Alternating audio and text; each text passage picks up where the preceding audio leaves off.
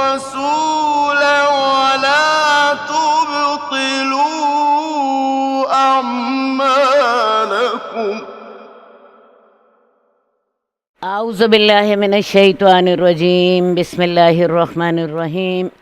اللہم صلی علی محمد وعلی آل محمد کما صلیت علی ابراہیم وعلی آل ابراہیم انک حمید مجید. اللہم بارک علی محمد وعلی آل محمد کما بارکت علی ابراہیم وعلی آل ابراہیم انک حمید مجید. حدیث نمبر 1433. اسامہ بن زید کی حدیث ہے کہ رسول اللہ صلی اللہ علیہ وسلم نے فرمایا طاعون عذاب ہے جو کہ بنی اسرائیل کے ایک گروہ پر بھیجا گیا تھا یا ان پر بھیجا گیا تھا جو تم سے قبل تھے. تو جب تم اس کے بارے میں سنو کہ کسی زمین پہ طاعون پھیل گیا ہے تو وہاں نہ جاؤ، اور جب وہ کسی زمین پہ طاعون پھیلا ہوا ہو اور تم اس کے اندر ہو تو وہاں اس سے نہ نکلو کہ تم طاعون سے بچ سکو. اور ایک روایت میں ہے تمہیں نہ نکالے کہ تم طاعون سے بھاگنا چاہتے ہو. اصل بات یہ ہے کہ طاعون جو ہے یہ بنی اسرائیل کو تو اللہ تعالیٰ نے ایک عذاب کے طور پر بھیجا تھا. بنی اسرائیل نے جب اللہ کی نافرمانی کی تو اللہ تعالیٰ نے ان پر طاعون کی وبا بھیجی جس کے ساتھ 70,000 افراد شہید ہو گئے. لیکن یہ مسلمانوں کے لیے رحمت ہے. ہم نے پیچھے پڑھا تھا کہ جو شخص طاعون میں فوت ہو جاتا ہے وہ شہید ہے، وہ شہید ہے. تو اسی طرح طاعون کے بارے میں، طاعون میں ایک اصل میں پھنسی نکل آتی ہے جو اس پھنسی میں بڑی شدید تکلیف ہوتی ہے اور وہ اس میں جو ہوتی ہے پس پڑ جاتی ہے اور انسان دنوں میں ہی ختم ہو جاتا ہے، دن بھی نہیں بلکہ گھنٹوں میں ختم ہو جاتا ہے. تو جو ہے طاعون جس علاقے میں طاعون پھیلی ہو اور آپ اس کے اندر ہوں، آپ کے علاقے میں طاعون پھیلی ہے، آپ کو وہاں سے باہر نہیں نکلنا چاہیے. اور اگر کسی علاقے میں طاعون پھیلی ہے تو باہر کے لوگوں کو منع کیا ہے کہ اس کے اندر نہ جایا جائے. یہ رسول اللہ صلی اللہ علیہ وسلم کے دونوں احکامات موجود ہیں. یعنی طاعون کے علاقے میں اگر آپ رہ رہے ہیں تو وہاں سے باہر نہ نکلیں یہ سمجھ کر کہ ہم شاید اس طرح طاعون سے بچ جائیں گے. اصل بات ہے اللہ کا حکم ہے. اگر اللہ تعالیٰ نے آپ کو بچانا ہے تو آپ طاعون جہاں پھیلا بھی ہوا ہے تب بھی آپ بچ جائیں گے، اور اگر اللہ تعالیٰ نے آپ کو نہیں بچانا تو پھر آپ وہاں سے بھاگیں گے تو تب بھی بچ نہیں سکیں گے. دوسری بات یہ ہے کہ جہاں پہ طاعون پھیلا ہوا ہو وہاں باہر سے کوئی آدمی نہ آئے. آپ یہ دیکھیں ان دونوں احکامات میں ایک پرہیز بھی ہے، کیونکہ طاعون کے علاقے سے جو باہر جائے گا وہ طاعون کے جراثیم لے کر باہر جائے گا. باہر کے صحت مند لوگ جو ہیں وہ بیمار ہوں گے، اور باہر سے صحت مند آدمی اس علاقے میں نہ جائے. ٹھیک ہے، لیکن ایک بات سمجھ لیجئے، چھوت چھات نہیں ہوتی. شریعت ہمیں چھوت چھات سے سختی سے منع کرتی ہے. اگلی حدیث میں اس کا حکم ہے، اگلی حدیث میں ہی میں آپ کو بتاتی ہوں. حدیث نمبر 1434. عبدالرحمن بن عوف کی حدیث ہے کہ عبداللہ بن عباس کہتے ہیں کہ عمر بن خطاب شام کی طرف گئے، اور یہاں تک کہ جب آپ سرغ کے مقام پر پہنچے تو آپ کو لشکروں کے جو سپہ سالار تھے ابو عبیدہ بن جرہ وہ اور ان کے ساتھی ملے. تو انہوں نے آپ کو بتایا کہ شام کے علاقے میں وبا پھیلی ہوئی ہے. اب دیکھیے جی، حضرت عمر جو ہیں یہ مدینہ سے شام کی طرف جا رہے ہیں، اور شام کے علاقے سے جو لشکر کے سربراہ ہیں جو کہ شام میں تھے وہ حضرت عمر کا استقبال کرنے کے لیے آپ یوں سمجھے آگے آئے ہیں. تو حضرت عمر ابھی اس علاقے تک نہیں پہنچے تو انہوں نے آ کے حضرت عمر کو بتایا کہ یا امیر المومنین، آپ جس علاقے میں جا رہے ہیں وہاں تو طاعون پھیلا ہوا ہے. تو حضرت عمر نے کہا میرے لیے مہاجرین اولین کو بلائیں. تو انہوں نے ان کو بلایا اور ان سے مشورہ کیا اور ان کو خبر دی کہ وبا جو ہے وہ شام میں پھیلی ہوئی ہے. تو انہوں نے اختلاف کیا. اب کس بات پر مشورہ کیا؟ حضرت عمر نے اس بات پر مشورہ کیا کہ کیا وہاں طاعون کی وبا پھیلی ہوئی ہے، مجھے فوج لے کر وہاں جانا چاہیے یا کہ نہیں جانا چاہیے. حضرت عمر کو اس حدیث کا پتہ نہیں تھا جو پیچھے آپ نے پڑھی ہے نا، کہ جب کسی جگہ پہ طاعون پھیلی ہوئی ہو تو وہاں پہ جانا بھی نہیں چاہیے، وہاں پہ نہیں جانا چاہیے۔ حضرت عمر کو اس بات کا پتہ نہیں تھا، تو حضرت عمر نے پہلے مہاجرین کو بلایا اور ان سے مشورہ کیا اور ان کو بتایا کہ وبا شام میں پھیلی ہوئی ہے۔ انہوں نے اختلاف کیا، کچھ نے کہا چلے جائیں، کچھ نے کہا نہ جائیں۔ تو ان کے بعض نے کہا کہ ایک معاملہ ظاہر ہو چکا ہے اور ہمارا خیال ہے کہ آپ واپس لوٹ جائیں، اور بعض نے کہا کہ آپ کے ساتھ بہت سے لوگ ہیں، رسول اللہ صلی اللہ علیہ وآلہ وسلم کے صحابہ بھی ہیں، تو آپ کو اس وبا کے علاقے میں جانا مناسب نہیں ہے۔ ان کے اس اختلاف کو دیکھ کر حضرت عمر نے فرمایا کہ آپ لوگ تشریف لے جائیں، کیونکہ فیصلہ کوئی نہیں ہوا، کچھ کہتے تھے چلے جائیں، کچھ کہتے تھے نہ جائیں۔ آپ نے کہا کہ انصار کو بلائیں، چنانچہ حضرت عبداللہ بن عباس کہتے ہیں کہ میں انصار کو بلا کر لایا، آپ نے ان سے مشورہ طلب کیا، ان میں بھی اختلاف رائے ہوا اور وہی کچھ ہوا، انہوں نے بھی وہی کچھ کہا جو مہاجرین نے کہا تھا۔ حضرت عمر نے ان سے بھی کہا کہ آپ لوگ تشریف لے جائیں۔ پھر حضرت عمر نے کہا کہ یہاں قریش کے وہ بڑے آدمی جو کہ فتح کے بعد جنہوں نے ہجرت کی ہے ان کو بلایا جائے، چنانچہ میں ان کو بلا کر لایا۔ اب دیکھیں جی، سب سے پہلے حضرت عمر کو جب کوئی مسئلہ پیش آتا تھا، سب سے پہلے مہاجرین السابقون الاولون سے مشورہ کرتے تھے، اس کے بعد پھر آپ نے انصار سے مشورہ کیا، اور اس کے بعد جو لوگ مکہ فتح ہونے کے بعد ایمان لائے تھے ان لوگوں کو بلایا۔ اب جب ان لوگوں کو بلایا تو میں ان لوگوں کو بلا کر لایا، تو ان میں سے 2 آدمیوں نے بھی اختلاف رائے نہ کیا، اور سب نے کہا ہمارے خیال میں آپ سب کے ساتھ واپس چلے جائیں، لوگوں کو اس وبا کے علاقے میں لے کر نہیں جانا چاہیے۔ حضرت عمر نے منادی کرا دی کہ میں کل صبح سوار ہو جاؤں گا، اور باقی سب لوگ بھی صبح کے وقت جانے کے لیے تیار ہو کر آ گئے۔ اس موقع پر حضرت ابو عبیدہ بن جراح نے کہا کیا آپ اللہ کی تقدیر سے بھاگ کر جا رہے ہیں؟ حضرت عمر کہنے لگے ابو عبیدہ کاش یہ بات کسی اور نے کہی ہوتی۔ حضرت ابو عبیدہ جو تھے یہ 10 مبشرہ میں سے تھے، تو حضرت عمر کہنے لگے کہ اے ابو عبیدہ کاش یہ بات کسی اور نے کہی ہوتی، ہاں ہم اللہ کی تقدیر سے بھاگ کر اللہ کی تقدیر ہی کی طرف جا رہے ہیں۔ مجھے بتاؤ، ساتھ ہی حضرت عمر نے انہیں سمجھانے کے لیے کہا مجھے بتاؤ اگر تمہارے پاس اونٹ ہوں اور تم کسی ایسی وادی میں اتر جاؤ جس کے 2 کنارے ہوں، ایک سرسبز و شاداب وادی ہو اور دوسری خشک اور بنجر، تو کیا تم اپنے اونٹوں کو سرسبز حصے میں چراؤ گے تو اللہ کی تقدیر ہی سے چراؤ گے، اگر بنجر حصے میں چراؤ گے تو بھی اللہ ہی کی تقدیر سے چراؤ گے؟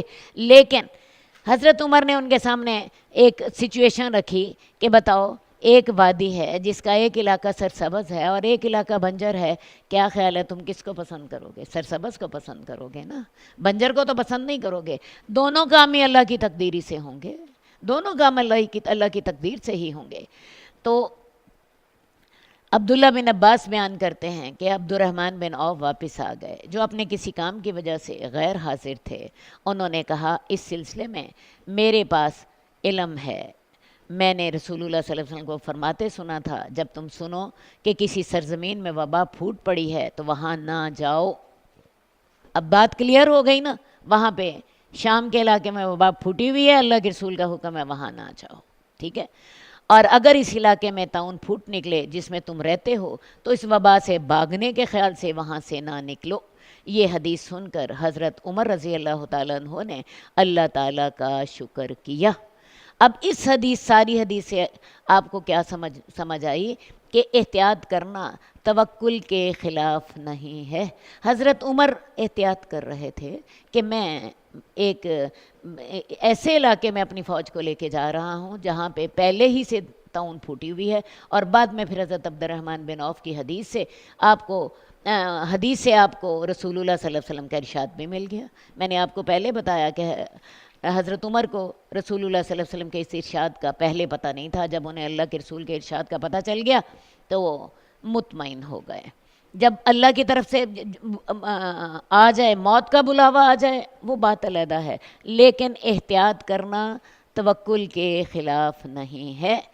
اللہ کی طرف سے کوئی مصیبت آ جائے، آپ نے احتیاط بھی کی، توکل بھی کیا، اس کے باوجود کوئی مسئلہ پیش آ گیا، پھر صبر کرنا لازم ہے۔ اور پھر انسان کو یہ نہیں کہنا چاہیے اگر میں یوں کرتا تو یوں ہو جاتا، میں یہ کر لیتا تو وہ ہو جاتا۔ اصل بات ہے لا کہنا جو ہے، لا کا کلمہ کلمہ کفر ہے، لا نہیں کہنا چاہیے۔ اگر میں یوں کرتا، میں وہاں نہ جاتا تو میں شاید بچ جاتا، وہ فلاں سڑک پہ نہ جاتا تو آج ایکسیڈنٹ نہ ہوتا، یہ چیزیں نہیں کہنی چاہیے۔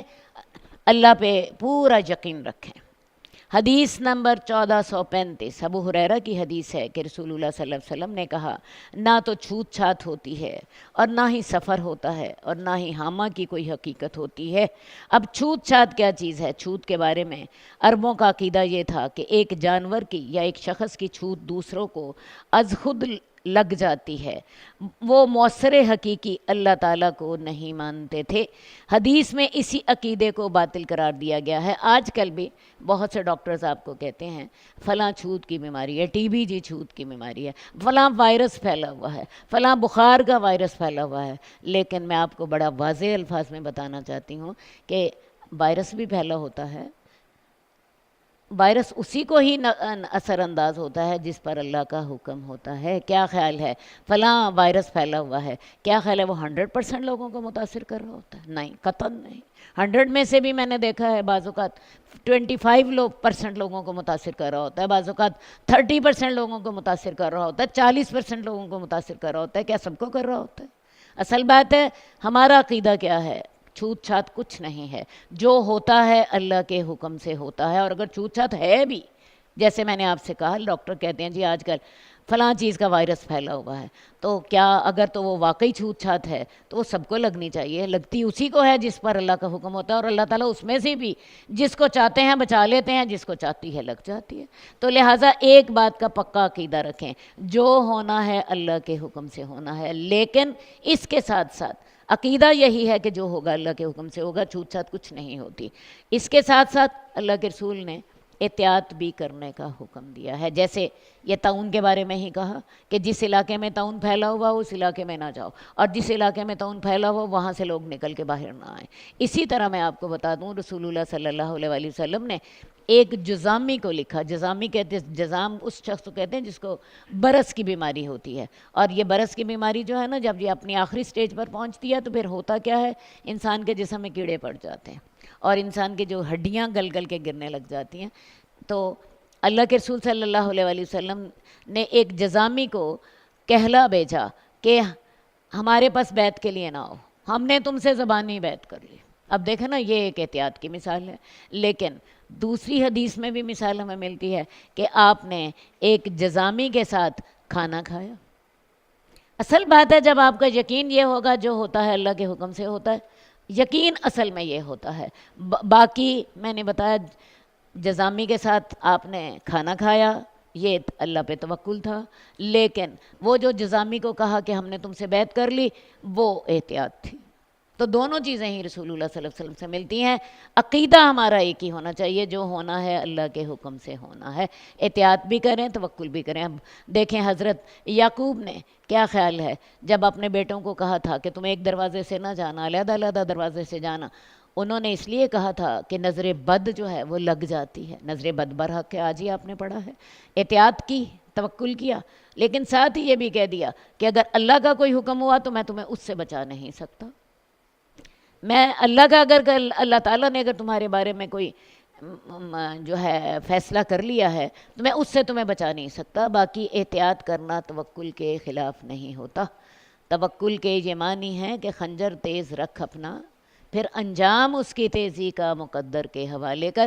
توکل یہ نہیں ہے کہ آپ ہاتھ توڑ کر بیٹھ جائیں اور کہیں کہ نہیں جی کچھ نہیں ہوتا، نہیں، اپنا خنجر تیز رکھیں، اپنی تلوار چلانے کے لیے ہمت بھی آپ کے پاس ہونی چاہیے، لیکن عقیدہ یہ ہونا چاہیے کہ یہ تلوار چلے گی اللہ کے حکم سے اثر کرے گی، یہ میرا بازو بھی اللہ کی توفیق سے ہی چلے گا، اور اس تلوار کے اندر جو مار کرنے کی صلاحیت ہے وہ بھی اللہ کے حکم سے ہوگی۔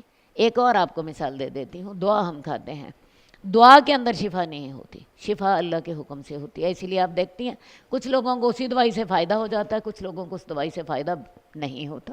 کیا خیال ہے ایک دوائی سے سارے لوگوں کو فائدہ ہوتا؟ قطعاً نہیں۔ 80% لوگوں کو ہو جاتا ہے، 20% لوگوں کو نہیں ہوتا۔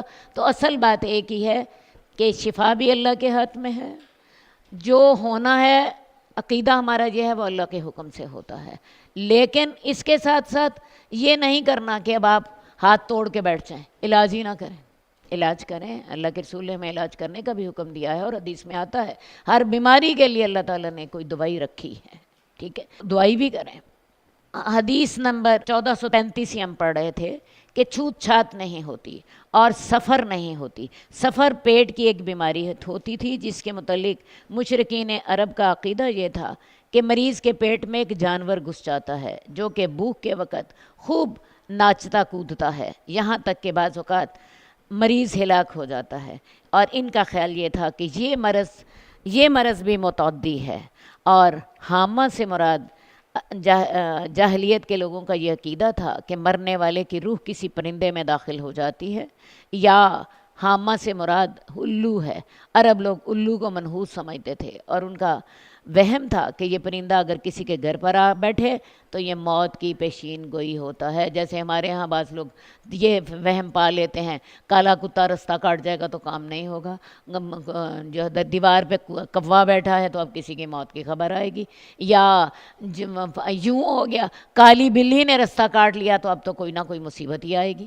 تو یہ ساری چیزیں جو ہوتی ہیں یہ عقیدتاً غلط ہیں۔ جو ہوتا ہے اللہ کے حکم سے ہوتا ہے، نہ تو چھوت چھات ہوتی ہے، نہ بدشگونی ہوتی ہے، کوئی چیز منحوس نہیں ہوتی، ہر چیز بابرکت ہوتی ہے۔ ہاں انسان کے اعمال اسے منحوس بنا دیتے ہیں۔ اب دیکھیں قرآن مجید میں بہت سے آپ کو عذاب نظر آتے ہیں، اب عذاب کا دن کفار کے لیے تو منحوس ہے، لیکن وہی دن مسلمانوں کے لیے بابرکت ہے کہ مسلمانوں کو اس دن نجات مل گئی۔ یہ جو عاشورہ ہے 10 محرم، اس دن یہ دن اہل فرعون، آل فرعون اور فرعون کے لیے تو منحوس تھا کہ سارے کے سارے غرق ہو گئے، لیکن یہ دن بنی اسرائیل کے لیے بابرکت تھا کہ انہیں فرعون سے نجات مل گئی۔ تو اصل بات یہ ہوتی ہے کہ کوئی چیز منحوس نہیں ہوتی، کوئی دن منحوس نہیں ہوتا، کوئی گھڑی منحوس نہیں ہوتی، انسان کے اعمال اسے بابرکت یا منحوس بنا دیتے ہیں۔ برے کام کر لو تو وہ منحوس ہوتی ہے، اچھے کام کر لو تو وہی چیز برکت والی، وہی گھڑی بابرکت ہو جاتی ہے۔ اسی طرح یہ جو ہے توہم پرستی، الو منحوس ہوتا ہے، گھر پہ کوا بول رہا ہے، بلی کالی بلی راستہ کٹ گئی ہے، ان ساری چیزوں کا عقیدے کے ساتھ تعلق ہے، اس لیے شریعت ان سے سختی سے ان تمام غلط عقائد کی نفی کرتی ہے، کیونکہ ہمارا عقیدہ یہ ہے کہ سب کچھ اللہ کے حکم سے ہوتا ہے۔ اب ایک بدو کہنے لگا اے اللہ کے رسول، اونٹوں کا کیا معاملہ ہے؟ میرا اونٹ جو ہے وہ ریگستان میں ہوتا ہے اور وہ بالکل ہرن جیسا ہوتا ہے، ہرن کی آپ نے جلد دیکھا ہے بڑی صاف ستھری ہوتی ہے، تو ایک ایسا اونٹ آتا ہے جس کو خارش لگی ہوتی ہے تو وہ اس کو بھی خارش زدہ کر دیتا ہے۔ آپ نے فرمایا اچھا پھر یہ بتاؤ پہلے کو کس نے خارش لگائی تھی؟ اگر چھوت سے ہی خارش لگنی ہے تو پھر پہلے کو کیسے خارش لگی تھی؟ پہلے کو تو پھر اللہ کے حکم سے لگی نا۔ تو اصل بات یہ ہے کہ چھوت چھات کچھ بھی نہیں ہوتی، چھوت چھات کچھ بھی نہیں ہوتی۔ حدیث نمبر 1436 ابو ہریرہ کی حدیث ہے کہ رسول اللہ صلی اللہ علیہ وسلم نے فرمایا کہ بیمار اونٹوں کو تندرست اونٹوں کے پاس لا کر نہ رکھا جائے۔ اب بیمار اونٹ ہیں انہیں تندرست اونٹوں کے پاس نہ لا جائے، یہ احتیاط ہے۔ توکل کیا ہے؟ سب کچھ اللہ کے حکم سے ہوگا، یہ احتیاط ہے کہ بیمار اونٹوں کو صحت مند اونٹوں میں نہ رکھا جائے، اسی طرح بیمار کو صحت مند انسانوں میں نہ رکھا جائے، یہ اسی سے ہی ہم نے نتیجہ نکالا۔ تو توکل اللہ پہ کریں، احتیاط اپنی پوری رکھیں۔ ہاں حدیث نمبر 1438 ابو ہریرہ کی حدیث ہے، وہ کہتے ہیں میں نے رسول اللہ صلی اللہ علیہ وسلم کو فرماتے ہوئے سنا، نہ تو کوئی بدشگونی ہوتی ہے اور بدشگونی نہیں ہوتی اور فال ان میں سے بہتر ہے۔ لوگوں نے کہا فال کیا ہوتی ہے؟ آپ نے فرمایا اچھی بات جس کو تمہارا کوئی ایک آدمی سن لیتا ہے۔ اب آپ نے پیچھے سنا کہ بدفعلی لینی، بدفعل لینا یا نحوست سمجھنا یا بدشگونی لینا یہ تو منع ہے، لیکن اللہ کے رسول صلی اللہ علیہ وسلم کو اچھی فعل لینا پسند تھا۔ لوگوں نے پوچھا یا رسول اللہ اچھی فعل سے کیا مراد ہے؟ آپ نے فرمایا کوئی اچھی بات جس کو کوئی ایک تم میں سن لیتا ہے۔ مثال کے طور پہ میں آپ کو مثال دیتی ہوں کہ رسول اللہ صلی اللہ علیہ وسلم جو تھے اچھی فعل لے لیا کرتے تھے۔ مثال کے طور پہ رسول اللہ صلی اللہ علیہ وسلم جب خیبر گئے ہیں تو 3 راستے جاتے تھے خیبر کی طرف۔ ایک راستہ جو تھا اس میں نرمی کا ذکر تھا، اس کے جو نام تھا اس میں نرمی کا ذکر تھا۔ اللہ کے رسول نے کہا اس راستے سے چلو۔ اسی طرح صلح حدیبیہ کے موقع پر جب آپ کو پتہ صلح کی کوشش ہو رہی ہے لیکن کامیاب نہیں ہو رہی، کفار کی طرف سے سہیل بن عمر کو بھیجا گیا۔ اب سہیل کا مطلب ہوتا ہے آسانی کرنے والا۔ اللہ کے رسول نے فرمایا اب تمہارے کام میں آسانی ہو جائے گی۔ یہ ہے اچھی فعل لینا۔ میں آپ کو روزمرہ زندگی سے مثال دے دیتی ہوں۔ آپ اپنے گھر سے کسی کام کے لیے نکلی ہیں، کہیں آپ نے رشتہ کرنا ہے، آپ جاتی ہیں راستے میں جس جگہ پہ آپ جس گھر کے لیے آپ جا رہی ہیں اس گھر کی کوئی تعریف کر دیتا ہے، اس لڑکی کی کوئی تعریف کر دیتا ہے جس لڑکی کا آپ رشتہ کرنا جا رہی ہیں، آپ کہتی ہیں اچھا یہ اچھی فعل ہے، یہ اللہ کی طرف سے۔ یا آپ کسی جگہ جانے لگتی ہیں، آپ کے لیے جانا آسان ہو جاتا ہے، آپ کو گاڑی جلدی سے مل جاتی ہے، آپ کہتی ہیں اللہ نے میرا کام آسان کر دیا، یہ اچھی فعل ہوتی ہے۔ اصل بات یہ ہے کہ بدفعلی جو ہوتی ہے یہ انسان کو ڈپریس کرتی ہے، انسان کو کام سے روکتی ہے، آپ اپنا کام چھوڑ کے گھر آ جاتے ہو، جبکہ اچھی فعل آپ کو اللہ سے اچھی امید یہ آپ کو کام پر آمادہ کرتی ہے اور یہ آپ کو آپ کے رستے آسان کرتی ہے۔ اللہ کے رسول صلی اللہ علیہ وسلم کو اچھی فعل لینا پسند تھا۔ حدیث نمبر 1440 سہل بن سعد سعدی سے روایت ہے کہ رسول اللہ صلی اللہ علیہ وسلم نے فرمایا کہ اگر کسی چیز میں نحوست ہونی ہوتی تو عورت میں نحوست ہوتی، گھوڑے میں نحوست ہوتی، سواری میں نحوست ہوتی اور گھر میں نحوست ہوتی۔ جو ہے حدیث کا مطلب یہ ہے کہ کسی چیز کو منحوس خیال کرنا ایک غلط بات ہے، کیونکہ اگر نحوست ہونی ہوتی تو ان 3 چیزوں میں ہوتی، اور ظاہر ہے یہ تین چیزیں منحوس نہیں ہیں، بلکہ اللہ کے نبی نے تو کہا ہے کہ نیک عورت دنیا کا بہترین متاع ہے۔ تو اگر نحوست ہونی ہوتی تو ان چیزوں میں ہوتی، تو جب ان چیزوں میں نحوست نہیں ہے تو پھر کسی بھی چیز میں نحوست نہیں ہے۔ حدیث نمبر 1441 ابن عمر کی اور ابو لبابہ کی حدیث ہے۔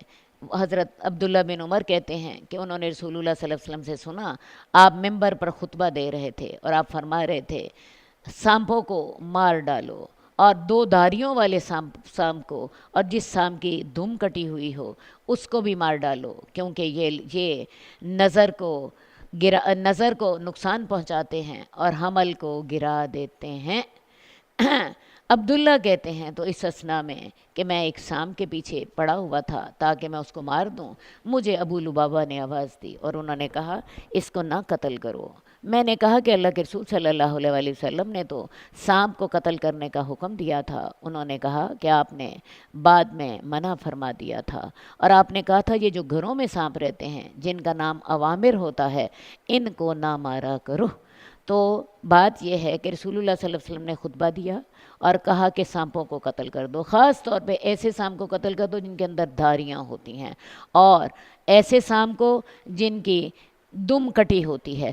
اصل بات ہے یہ دونوں سانپ جو ہیں یہ بہت زیادہ زہریلے ہوتے ہیں، یہ دور سے اپنا زہر پھینکتے ہیں اور بعض اوقات انسان کو اندھا کر دیتے ہیں، اور بعض اوقات ان کے خوف سے حمل بھی گر جاتا ہے، تو لہٰذا ان سانپوں کو قتل کرنے کا حکم دیا۔ اب عبداللہ بن عمر کہتے ہیں کہ میں ایک سانپ کو قتل کرنے کے لیے مارنے کے لیے وہ انہیں نظر آیا اور پھر بھاگ گیا، تو یہ اس کے پیچھے لگے ہوئے تھے، تو ابو لبابہ نے آواز دی اور انہوں نے کہا کہ اسے ہلاک نہ کرو، کیونکہ اللہ کے رسول نے گھر والے سانپوں کو قتل کرنے سے منع کیا تھا۔ اصل میں بعض اوقات گھر میں سانپ رہتے ہوتے ہیں، اور اگر کسی کو گھر میں سانپ نظر آئیں تو وہ ان کو نہ مارے، بلکہ وہ ان کو یہ کہے کہ میں تمہیں حضرت اس عہد کی جو حضرت سلیمان نے تم سے لیا تھا اس کی تمہیں قسم دیتا ہوں کہ تم اب دوبارہ نہ نکلنا اور ہمیں تکلیف نہ دینا، ٹھیک ہے؟ اور اگر 3 دن تک اس کو یہ بات کرنی چاہیے. دوبارہ میرے سے بات سن لیجئے کہ میں تمہیں اس عہد کی قسم دیتا ہوں جو حضرت سلیمان نے لیا تھا، تم آئندہ نہ نکلنا اور ہمیں تکلیف نہ دینا. اگر 3 دنوں تک وہ ایسا کہتا رہے، اگر اس کے بعد بھی وہ نکلیں تو انہیں پھر مار ڈالے. اصل بات یہ ہے کہ یہ جو گھروں میں سانپ ہوتے ہیں بعض اوقات یہ جن ہوتے ہیں، جن انسانوں کے ساتھ رہ رہے ہوتے ہیں اور یہ سانپوں کی شکل میں رہ رہے ہوتے ہیں. اور آپ کو پتہ ہے حضرت سلیمان کی جنوں پر بھی حکومت تھی، انسانوں پر بھی تھی اور جنوں پر بھی تھی. اور یہ جو گھروں میں رہ رہے ہوتے ہیں سانپ، میں نے بتایا نا کہ اصل میں جن ہوتے ہیں، یہ واقعی سانپ نہیں ہوتے، یہ سانپوں کی شکل میں ہوتے ہیں. جب آپ ان کو یہ 3 دفعہ حضرت سلیمان کا حکم سنا دیں گے تو پھر انشاءاللہ تعالی وہ دوبارہ نظر نہیں آئیں گے. اور اگر اس کے بعد بھی وہ نظر آتے ہیں تو اس کا مطلب ہے وہ جن نہیں ہیں، وہ واقعی سانپ ہیں، پھر ان کو مار دینا چاہیے. جہاں تک یہ تعلق ہے کہ جن انسانوں کے ساتھ رہتے ہیں تو میں آپ کو بتاؤں، مجھے خود یاد ہے میری جس گھر میں میری پیدائش ہوئی ہے اس گھر میں میری والدہ کے ساتھ جن بھی رہتے تھے. ہم کیلیاں والوں کے گاؤں میں رہتے تھے. آپ کو پتہ ہے اسی وجہ سے میرے والد صاحب عبد الرحمن کیلانی کہلاتے ہیں. ہمارا گاؤں کیلیاں والا میں تھا اور مجھے وہ اپنا کمرہ اب بھی یاد ہے جس میں ہم رہتے تھے، اور اس میں امی جان کے ساتھ جن بھی رہتے تھے. ہمارے اس گاؤں کے کمرے کے پیچھے کوٹھریاں تھیں 2، ٹھیک ہے. ایک گاؤں میں عام طور پہ گھر ایسے ہوتے تھے، ایک بڑا پسار ہوتا تھا، ایک بڑا کمرہ، اس کو ہم پسار کہتے ہیں، اور اس کے پیچھے کوٹھریاں ہوتی تھیں. ان کوٹھریوں کے اندر جن رہا کرتے تھے. اور والد صاحب جو تھے یہ لاہور رہتے تھے اور امی جان ادھر کیلے والے میں رہتی تھی. تو امی جان قرآن مجید پڑھتی رہتی تھی، حافظ قرآن تھی ماشاءاللہ، قرآن پڑھتی رہتی تھی. انہیں جن تنگ نہیں کرتے تھے، انہیں یہ جو نظر آ جاتے تھے جن تو وہ بھی رہتے تھے، ہم بھی رہتے تھے، ہمیں وہ تنگ نہیں کرتے تھے. وہ اسی طرح وہ قرآن پڑھتی رہتی تھی اور ان کے ساتھ رہتی تھی. اسی طرح میں آپ کو بتاؤں، اسی گاؤں میں میرے دادا کے پاس جن پڑھا کرتے تھے، کلاس میں قرآن مجید پڑھا کرتے تھے. میرے دادا جان کو بھی پتہ نہیں تھا کہ میرے پاس جن پڑھتے ہیں. ہوا یہ کہ ایک دن دادا جان نے گھر بنانا تھا اور گھر بنانے کے لیے انہوں نے شتیر ایک بڑا لا کے رکھا ہوا تھا. تو انہوں نے اپنے طالب علموں سے کہا کہ اس شتیر کو اٹھا کے تو فلاں جگہ پہ رکھ دیں. تو ایک طالب علم جو تھا اس نے پکڑا اس کو، اور اس کو پکڑ کے تو 1 منٹ میں ہی اٹھا کے رکھ دیا. تب دادا جان کو پتہ چلا کہ یہ جن ہے اور اس کے پاس اتنی زیادہ طاقت ہے. پھر اسے پوچھا تو اس نے کہا کہ ہاں میں جن ہوں. تو بات یہ ہے جن انسانوں کے اندر رہتے ہیں. اگر تو وہ سانپ وہ جن ہیں تو حضرت سلیمان کی آپ انہیں 3 دفعہ آپ انہیں یہ کہیں کہ میں تمہیں اس عہد کی قسم دیتا ہوں جو حضرت سلیمان نے تم سے لیا تھا، 3 دفعہ انہیں بتائیں، پھر تو وہ آپ کی بات مان لیں گے، وہ دوبارہ سانپوں کی شکل میں نظر نہیں آئیں گے. اگر اس کے بعد بھی نظر آتے ہیں تو اس کا مطلب ہے کہ پھر وہ جن نہیں ہیں، وہ شیطان ہیں. یہ گھروں میں رہنے والے سانپ ہیں. اچھا جی، حدیث نمبر 1443 حضرت شریک کی حدیث ہے کہ رسول اللہ صلی اللہ علیہ وسلم نے حکم دیا تھا کہ چھپکلی کو مار دیا جائے. کیونکہ چھپکلی کے بارے میں بخاری کی حدیث ہے کہ جب حضرت ابراہیم کو آگ میں ڈالا گیا تو یہ پھونک مار کر آگ کو بھڑکاتی تھی. آپ دیکھیں نا، کسی بھی کام میں آپ حصہ لیتے ہیں، حالانکہ اس کی پھونک کے ساتھ آگ نے کیا بھڑکنا ہے، چھوٹا سا جانور ہے، اس کی پھونک بھی کتنی کو طاقتور ہے، لیکن اس نے تو اپنا حصہ ڈال دیا نا. اس لیے کبھی بھی یہ نہ سوچا کریں کہ فلاں کام بہت بڑا ہے اور میں کیا کر سکتی ہوں. جتنی طاقت ہے اتنا حصہ بیچ میں ڈال دیں، ٹھیک ہے. جتنی طاقت ہے، آپ کی تھوڑی طاقت ہے تو تھوڑا حصہ ڈال دیں، زیادہ طاقت ہے تو زیادہ حصہ ڈال دیں. اللہ تعالیٰ کو آپ کی طاقت کے مطابق ہی عمل آپ سے درکار ہے، ٹھیک ہے. تو چھپکلی کو مارنا جو ہے ثواب کا کام ہے.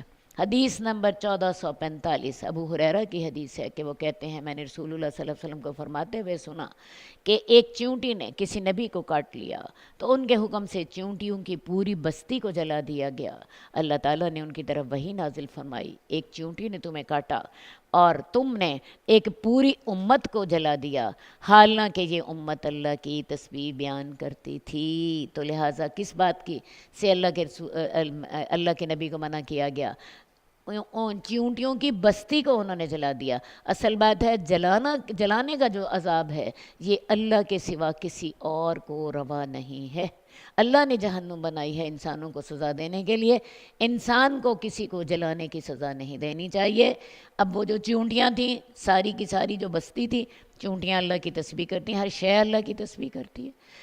تو چیونٹیاں اگر آپ کو بھی تنگ کریں، بعض اوقات کسی گھر میں چیونٹیاں زیادہ ہوتی ہیں، کھانے پینے کی چیز پر آ جاتی ہیں، یا بعض اوقات کیڑے مکوڑے ہوتے ہیں، ان کو آپ سپرے کر سکتے ہیں، ان کو آپ کوئی powder D T tea powder ڈال دیں، کوئی اور پاؤڈر ڈال دیں، لیکن ابلتا ہوا پانی ڈالنا چیونٹیوں کے بل میں یا ان کے بل میں آگ لگا دینا یہ ناجائز ہے، یہ منع ہے۔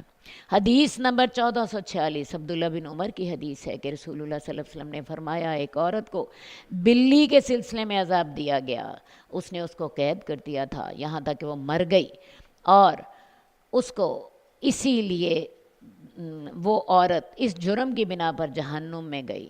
عورت نے جب اسے قید کیا تھا، نہ اسے کچھ کھلایا، نہ اسے پلایا، نہ اسے آزاد کیا کہ زمین کے کیڑے مکوڑے کھاتی۔ اب دیکھیے جی، اس کو کیوں آگ میں ڈالا گیا ہے؟ اس کا جرم ایک نہیں ہے، اس کے ڈھیر سارے جرم ہیں۔ آپ بلی کو چھوڑ دیتے، بلی خود بخود اپنی غذا جو تھی اللہ کی زمین میں سے تلاش کر لیتی۔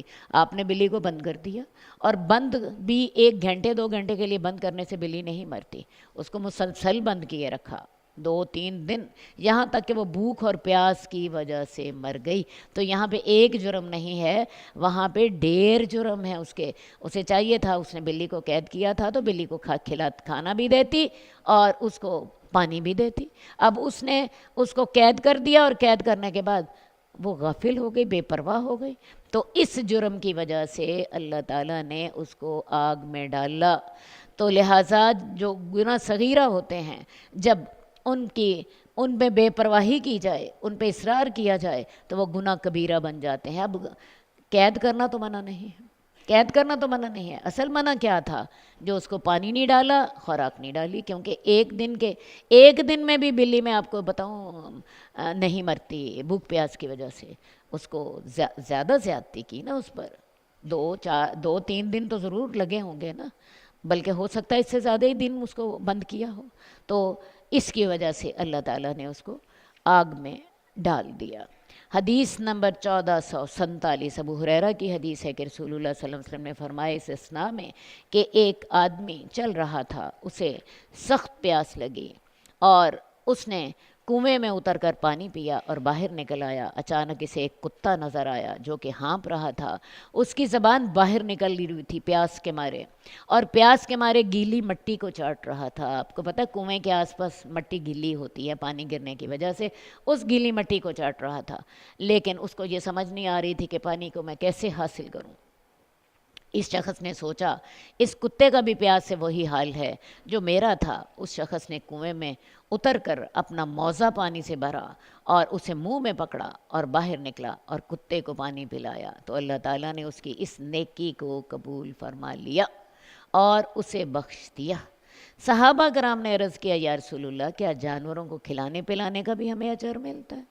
تو آپ نے فرمایا ہر تر جگر والے، تر جگر سے کیا مراد ہے؟ جس کے اندر زندگی موجود ہے، اس کو کھلانے پلانے کا ثواب ہے۔ لہٰذا آپ جانوروں کے ساتھ بھی نیکی کیجیے، انسانوں کے ساتھ تو آپ نے نیکی کرنی ہی کرنی ہے، جانوروں کے ساتھ بھی نیکی کیجیے، اس کے ساتھ نیکی کرنے کا بھی اللہ تعالیٰ نے ثواب رکھا ہے۔ جو نیکی بھی اللہ کی رضا کی خاطر کی جائے گی، اللہ سے اجر کی خاطر کی جائے گی، وہی نیکی اللہ قبول کرتے ہیں اور اس کی قدردانی بھی فرماتے ہیں۔ اچھا جی، اب ہم پڑھ رہے ہیں کہ ہم کتاب الالفاظ، ہم الفاظ کیسے استعمال کریں۔ بعض اوقات ہم ایسے الفاظ استعمال کرتے ہیں جو کہ ہمیں گناہ گار بنا دیتے ہیں، اس سلسلے میں بھی ہمیں محتاط ہونا چاہیے۔ تو بول چال اور لفظوں کے استعمال کے آداب کیا ہیں؟ حدیث نمبر 1449 ابو ہریرہ کی حدیث ہے، وہ کہتے ہیں کہ رسول اللہ صلی اللہ علیہ وآلہ وسلم نے فرمایا، اللہ عز و جل فرماتے ہیں، مجھے ابن آدم تکلیف دیتا ہے، وہ زمانے کو گالی دیتا ہے اور میں زمانہ ہوں، میرے ہاتھ میں سارے معاملات ہیں، میں دن اور رات کو الٹ پلٹ کرتا رہتا ہوں۔ اب عام طور پہ لوگوں کی عادت ہوتی ہے، کہتے ہیں زمانہ ہی بڑا برا آ گیا ہے، جی آج لوگ ہی بڑے برے ہو گئے ہیں، یہ آج کل کے زمانے میں تو یہ ہوتا ہے اور وہ ہوتا ہے، یہ عام ہمارے کہنے کا طریقہ یہ ہے، لیکن اصل بات یہ ہے اللہ تعالیٰ فرماتے ہیں زمانہ تو میں ہوں، کیونکہ جن باتوں کی وجہ سے زمانے کو برا کہا جاتا ہے وہ باتیں تو میں ہی سر انجام دیتا ہوں جو زمانے کی طرف منسوب کی جاتی ہیں، تو لہٰذا اصل پھر برا آپ نے کس کو کہا؟ آپ نے تو اللہ کو برا کہا، اللہ کو برا کہا۔ اسی وجہ سے اللہ تعالیٰ فرماتے ہیں کہ مجھے ابن آدم تکلیف دیتا ہے، زمانے کو گالی دیتا ہے، جبکہ زمانہ میں ہوں، میں ہی دن اور رات لاتا ہوں، ٹھیک ہے۔ اسی طرح ایک اور حدیث میں آتا ہے کہ اللہ تعالیٰ سے زیادہ صبر کرنے والا کوئی نہیں ہے، وہ اکیلا ہے، وحدہ لا شریک ہے، اور لوگ اس کے ساتھ شرک کرتے ہیں، لیکن آپ دیکھتے ہیں کہ اللہ تعالیٰ کو کتنی تکلیف ہوتی ہے شرک کے ساتھ، شرک انسان کرتا ہے اور جو ہے اللہ تعالیٰ اس کے باوجود نہ ان کی روٹی بند کرتا ہے نہ پانی بند کرتا ہے۔ اسی طرح اللہ تعالیٰ جو ہیں انسان کی ایذا پر اللہ صبر کرتے ہیں، لہٰذا زمانے کو برا بلا نہ کہیں، آپ کو یہ کہنا چاہیے لوگ برے ہو گئے ہیں، لوگ نہیں اچھا کرتے، کیونکہ زمانہ جو ہے زمانے کا مالک کون ہے؟ کون دن رات لاتا ہے؟ اللہ رب العزت۔ تو اس لیے آپ اصل میں زمانے کو برا نہیں کہہ رہے ہوتے، آپ اصل میں اللہ تعالیٰ کو جو کہ زمانے کے خالق اور مالک ہیں آپ انہیں برا کہہ رہے ہوتے ہیں۔ تو لہٰذا چونکہ فاعل اللہ تعالیٰ کے ہیں تو گالی اللہ کو پڑتی ہے، اس لیے اپنے الفاظ کو کے انتخاب میں محتاط رہیے۔ کیا کہنا ہے؟ لوگ برے ہو گئے ہیں، یہ نہ کبھی بھی کہیے زمانہ برا آ گیا ہے۔ حدیث نمبر 1451 ابو ہریرہ کی حدیث ہے، رسول اللہ صلی اللہ علیہ وسلم نے فرمایا تم میں سے کوئی یہ نہ کہے کہ اپنے رب کو کھانا کھلاؤ اور اپنے رب کو وضو کراؤ اور اپنے رب کو پانی پلاؤ، یہ نہ کہا کرے، اور اسے کہنا چاہیے اپنے آقا کو کھانا کھلاؤ، اپنے آقا کو پانی پلاؤ، اپنے آقا کو وضو کراؤ۔ بات یہ ہے جب آپ یہ کہتے ہیں نا اپنے رب کو، رب بھی مالک کو کہتے ہیں، رب کا لفظ اللہ کے علاوہ بھی استعمال کرنا جائز ہے، یہ اللہ کے لیے خاص نہیں ہے، لیکن ایک بات ہے جب آپ یہ الفاظ استعمال کرتے ہیں کہ اپنے رب کو کھانا کھلاؤ اور اپنے رب کو پانی پلاؤ، نفس کے اندر تکبر پیدا ہوتا ہے یا نہیں ہوتا؟ تو لہٰذا کیا کہنا چاہیے؟ اپنے آقا کو رب کی بجائے سید کے لفظ استعمال کر لو، مولا کا لفظ استعمال کر لو، ان دونوں کا مطلب آقا ہے، اپنے رب کو پانی پلاؤ، اپنے آقا کو پانی پلاؤ، یہ الفاظ استعمال کر لینے چاہیے۔ اور اسی طرح تم میں سے کوئی یہ نہ کہے میرا غلام، میری لونڈی، اسے چاہیے کہ وہ کہے میرا جوان، میری جو ہے میرا خادم، یہ اسے الفاظ استعمال کرنے چاہیے۔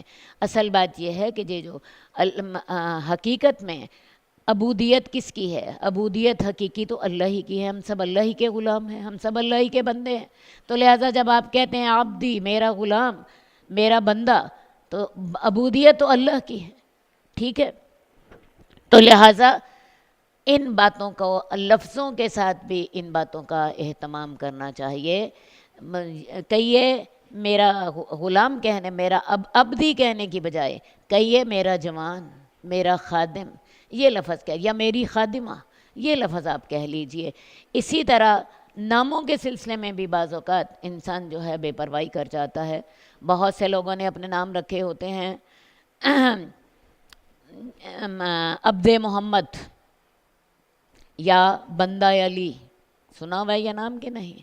بندہ علی، بندہ حسن، کلب عباس کا کتا، شیعہ اکثر یہ نام رکھتے ہیں، ٹھیک ہے؟ بندہ علی کا بندہ، عبد محمد کا بندہ، بندہ حسن، ایسے نام جو ہیں یہ رکھنے جائز نہیں ہیں، کیونکہ میں نے آپ کو بتایا حقیقی عبودیت تو اللہ کی ہے۔ اگر انسان جو ہے وہ واقعی ان کے بارے میں یہ سمجھتا ہے کہ کوئی شخص کا جو ہے وہ عبد کو اگر تو وہ غلام کے معنوں میں لے رہا ہے، خادم کے معنوں میں لے رہا ہے تو پھر تو جائز ہے، لیکن اس کے باوجود احتیاط کرنی چاہیے۔ لیکن اگر اس کے حقیقی معنوں میں لے رہا ہے تو پھر نام رکھنے والا مشرک اور کافر ہو جاتا ہے۔ دیکھیں نا، جیسے کسی نے بندہ علی نام رکھا، اگر اس کا خیال ہے کہ یہ واقعی علی کا بندہ ہے تو یہ تو پھر شرک ہے، لیکن اگر اس کا مراد یہ ہے کہ یہ حضرت علی کا خادم ہے پھر جواز ہے، لیکن ایسے الفاظ سے پھر بھی بچنا چاہیے۔ اب بعض اوقات لوگ نام رکھ دیتے ہیں غلام غوث، پیراں دتا، یہ نام جو ہیں یہ انسان کو شرک تک پہنچا دیتے ہیں۔ حدیث نمبر 1452 حضرت عائشہ کی حدیث ہے، رسول اللہ صلی اللہ علیہ وسلم نے کہا تم میں سے ہرگز کوئی یہ نہ کہے میرا نفس خبیث ہو گیا ہے، لیکن اسے کہنا چاہیے میرا نفس سست ہو گیا ہے۔ اپنے آپ کو بھی بہت زیادہ ملامت نہ کریں۔ بعض لوگ اپنے آپ کو بھی اتنا ملامت کرتے ہیں کہ ڈپریشن پیدا ہو جاتی ہے۔ ڈپریشن کی بہت بڑی وجہ یہی ہوتی ہے، آپ اپنے آپ کو کوستے رہتے ہیں، میں نے ایسے کیا، میرے سے یہ غلطی ہو گئی۔ اللہ کے رسول نے یہ بھی کہا، یہ بھی فرمایا کہ اپنے آپ کو اتنا برا بھی نہ کہو۔ یہ تم کہہ سکتے ہو میرے نفس نے سستی کی، لیکن اپنے آپ کو یہ کہنا کہ میرا نفس خبیث ہو گیا، یہ ہو گیا، وہ ہو گیا، زیادہ اپنے آپ کو بھی ملامت نہ کرے۔ بات یہ ہے جو ہوتا ہے اللہ کے حکم سے ہوتا ہے۔ ٹھیک ہے، آپ کو اپنی غلطی کا احساس ہے، اپنی غلطی سے توبہ کرے، آئندہ کے لیے اصلاح کرے، لیکن اپنے آپ کو زیادہ ملامت کرنا یہ انسان کے لیے مشکل کا باعث بن جاتا ہے۔ حدیث نمبر 1454 حضرت ابو ہریرہ کی حدیث ہے کہ رسول اللہ صلی اللہ علیہ وسلم نے فرمایا سب سے سچی بات جو کسی شاعر نے کہی تھی وہ لبید کا کلمہ ہے۔ اور وہ لبید کا کون سا کلمہ ہے؟ سنو، ہر چیز اللہ کے سوا باطل ہے۔ یہ ہے شعر، لیکن شعر میں بہت بڑی حقیقت بیان کی گئی ہے کہ ہر چیز جو اللہ کے سوا ہے وہ ختم ہونے والی ہے۔ اللہ ہی کی ایک ذات ہے جو ابدالآباد تک باقی رہے گی۔ اور امیہ بن ابی سلط قریب تھا کہ وہ اسلام لے آئے۔ اب امیہ بن ابی سلط جو ہے یہ بھی جاہلیت کا شاعر ہے، لیکن مسلمان نہیں ہوا، لیکن اس کے شعروں میں بھی اچھی باتیں موجود ہیں، ویسے یہ ایمان لانے سے محروم رہے۔ حدیث نمبر 1455 ابو ہریرہ کی حدیث ہے کہ رسول اللہ صلی اللہ علیہ وسلم نے فرمایا کہ آدمی اپنے پیٹ کو آدمی کا پیٹ پیپ سے بھر جائے جو کہ اس کو اندر ہی اندر کھا جائے، اس سے کہیں بہتر ہے کہ کوئی شخص اپنے باطن کو شیر سے بھرے۔ اب ایک شخص اپنے پیٹ کو اس کے پیٹ میں پیپ بھری ہو جس کے ساتھ وہ سارا گل سڑ جائے، یہ زیادہ بہتر ہے کہ ایک شخص اپنے باطن کو پیٹ برے شعروں سے بھرے۔ برے شعروں سے کیا مراد ہے؟ ایسے اشعار جن میں غلط عقیدہ ہو، یا ایسے اشعار جو کہ فحش ہوں، یا ایسے اشعار جو برائی کی دعوت دیتے ہوں۔ اصل میں ہوتا یہ ہے کہ انسان جب برائی کی وہ اشعار پڑھتا ہے تو نہ صرف وہ خود انسان برا ہوتا ہے، بلکہ جو لوگ ان اشعار کو سنتے ہیں وہ تمام بھی برائی کی طرف ان کو موٹیویشن، ان کو برائی کی ترغیب ملتی ہے۔ تو بہتر ہے کہ انسان کے پیٹ میں پیپ ہو جس کے ساتھ اس کا اندر گل جائے، اس سے زیادہ بہتر ہے کہ اس کے باطن کے اندر گندے اشعار ہوں، ایسے اشعار جیسے آج کل ہمارے ٹی وی اور ہمارے ریڈیو پہ جیسے اشعار، فحش اشعار جو ہوتے ہیں وہ سنائے جاتے ہیں۔ میں نے کبھی بھی اللہ کا شکر ہے گانے وانے نہیں سنے، لیکن ایک دن کیا ہوا، میں بیٹھی ہوئی تھی اس میں وین میں بیٹھی ہوئی تھی، اور وین میں لگے ہوئے تھے گانے لگے ہوئے تھے۔ میں نے ذرا غور سے سنا، میں نے دل میں سوچا ذرا دیکھوں تو صحیح الفاظ کیا ہیں، اور میں کہتی ہوں ان الفاظ کو سننے کے بعد میں اتنی مجھے شرم آئی کہ میرا دل چاہا کہ زمین پھٹے اور میں اس کے اندر چلی جاؤں۔ الفاظ اس کے یہ تھے، آج سینے نہ لگ جا ٹھاک کر کے۔ ایک دفعہ سنے تھے اور اس کے بعد توبہ کی کہ یہ اشعار اتنے گندے ہوتے، کبھی کوئی عورت ایسی ہوتی ہے؟ آج سینے نہ لگ جا ٹھا کر کے، نعوذ باللہ من ذالک۔ ایسے ہی شعروں سے یہاں پہ بچنے کی تلقین کی گئی۔ باقی اسلام کا مزاج یہ ہے کہ ہر بری چیز سے اسلام منع کرتا ہے اور ہر اچھی چیز کا اسلام حکم دیتا ہے۔ اب حدیث میں ہی آتا ہے کہ عمر بن مشہد اپنے باپ سے روایت کرتے ہیں کہ رسول اللہ صلی اللہ علیہ وآلہ وسلم نے پوچھا کہ تمہیں امیہ بن ابی سلط کے شعر یاد ہیں؟ وہ کہتے ہیں کہ ہاں یاد ہیں۔ پھر انہوں نے امیہ بن سلط کا ایک شعر پڑھا، آپ نے کہا اور پڑھو، یہاں تک کہ میں نے 100 شعر پڑھے۔ اللہ کے رسول نے سارے سنے، اللہ کے رسول نے سارے سنے۔ تو یہ مسلم کی حدیث ہے۔ اسی طرح حسان بن ثابت جو تھے، یہ رسول اللہ صلی اللہ علیہ وسلم کے شاعر تھے، ان کو شاعر رسول کا خطاب دیا گیا تھا۔ اللہ کے رسول صلی اللہ علیہ وآلہ وسلم نے ان کے لیے مسجد نبوی میں ایک ممبر رکھا ہوا تھا باقاعدہ، اور یہ اس پر اپنے شعر سنایا کرتے تھے، اور اللہ کے رسول ان کو دعا دی تھی، اللہم ایدہ بے روح القدس، اے اللہ تعالیٰ اس کی روح القدس یعنی حضرت جبریل کے ساتھ اس کی مدد فرما۔ تو یہ اشعار رسول اللہ صلی اللہ علیہ وسلم نے پسند فرمائے ہیں۔ اسی طرح اردو میں آپ دیکھ لیجئے، یہ تو میں نے آپ کو عربی کی مثال دی ہے، اردو میں دیکھ لیجئے علامہ اقبال کا کلام کتنا خوبصورت ہے۔ علامہ اقبال کے کلام نے مسلمانوں کے جو مردہ قوم تھی اس میں روح ڈال دی، اور آپ دیکھیں انہی کے کلام ہی کا اثر تھا کہ مسلمانوں نے اپنے لیے ایک نیا وطن حاصل کر لیا۔ اسی طرح حالی کے اشعار ہیں، آج کل بھی بہت سے شعراء ایسے ہیں جن کا کلام بڑا خوبصورت ہوتا ہے، انسان کو نیکی پر ابھارتا ہے۔